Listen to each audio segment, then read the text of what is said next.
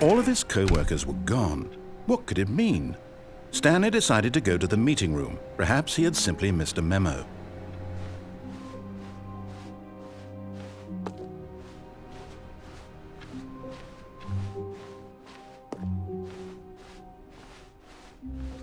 When Stanley came to a set of 2 open doors, he entered the door on his left.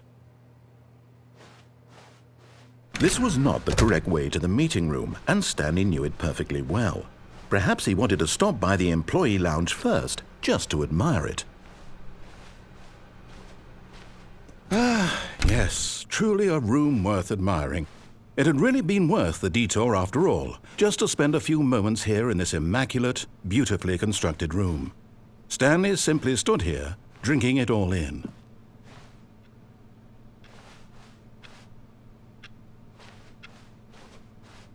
But eager to get back to business, Stanley took the first open door on his left.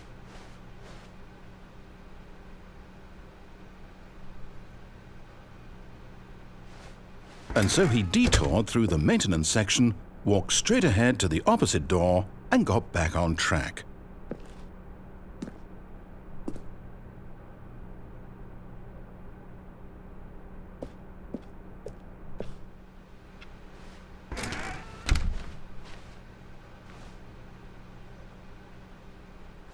Yet there was not a single person here either. Feeling a wave of disbelief, Stanley decided to go up to his boss's office, hoping he might find an answer there.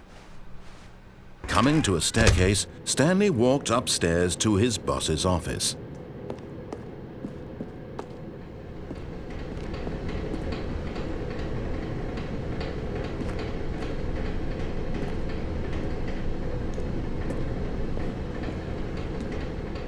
But Stanley just couldn't do it. He considered the possibility of facing his boss, admitting he had left his post during work hours. He might be fired for that. And in such a competitive economy, why had he taken that risk? All because he believed everyone had vanished? His boss would think he was crazy. And then something occurred to Stanley. Maybe, he thought to himself, maybe I am crazy. All of my co-workers blinking mysteriously out of existence in a single moment for no reason at all? None of it made any logical sense. And as Stanley pondered this, he began to make other strange observations. For example, why couldn't he see his feet when he looked down? Why did doors close automatically behind him wherever he went? And for that matter, these rooms were starting to look pretty familiar. Were they simply repeating? No, Stanley said to himself, this is all too strange. This can't be real.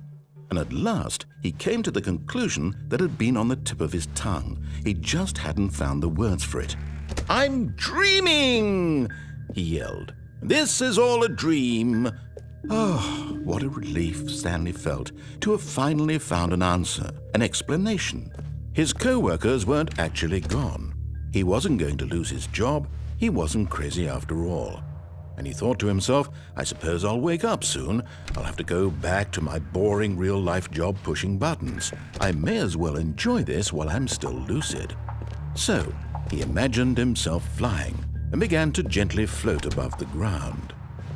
Then he imagined himself soaring through space on a magical starfield, and it too appeared. It was so much fun, and Stanley marveled that he had still not woken up. How was he remaining so lucid? And then perhaps the strangest question of them all entered Stanley's head. One he was amazed he hadn't asked himself sooner. Why is there a voice in my head dictating everything that I'm doing and thinking? Now the voice was describing itself being considered by Stanley, who found it particularly strange. I'm dreaming about a voice describing me, thinking about how it's describing my thoughts, he thought. And while he thought it all very odd and wondered if this voice spoke to all people in their dreams, the truth was that, of course, this was not a dream. How could it be? Was Stanley simply deceiving himself, believing that if he's asleep, he doesn't have to take responsibility for himself? Stanley is as awake right now as he's ever been in his life. Now, hearing the voice speak these words was quite a shock to Stanley. After all, he knew for certain, beyond a doubt, that this was in fact a dream. Did the voice not see him float and make the magical stars just a moment ago? How else would the voice explain all that? This voice was a part of himself too. Surely, if he could just... He would prove it. He would prove that he was in control, that this was a dream. So he closed his eyes gently, and he invited himself to wake up.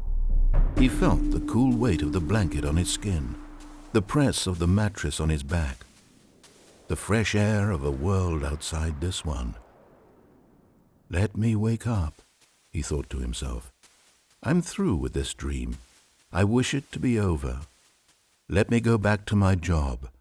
Let me continue pushing the buttons. Please, it's all I want. I want my apartment and my wife and my job. All I want is my life exactly the way it's always been. My life is normal. I am normal. Everything will be fine. I am okay.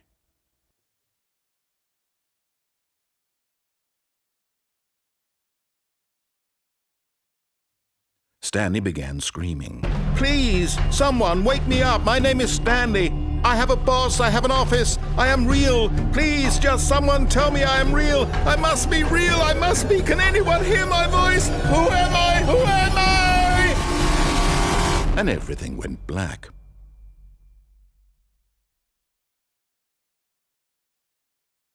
This is the story of a woman named Mariella.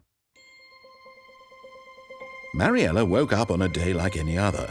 She arose, got dressed, gathered her belongings, and walked to her place of work. But on this particular day, her walk was interrupted by the body of a man who had stumbled through town talking and screaming to himself, and then collapsed dead on the sidewalk. And although she would soon turn to go call for an ambulance, for just a few brief moments she considered the strange man. He was obviously crazy. This much she knew. Everyone knows what crazy people look like. And in that moment, she thought to herself how lucky she was to be normal. I am sane. I am in control of my mind. I know what is real and what isn't. It was comforting to think this, and in a certain way, seeing this man made her feel better.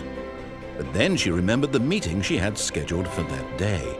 The very important people whose impressions of her would affect her career, and by extension, the rest of her life. She had no time for this, so it was only a moment that she stood there, staring down at the body. And then she turned and ran.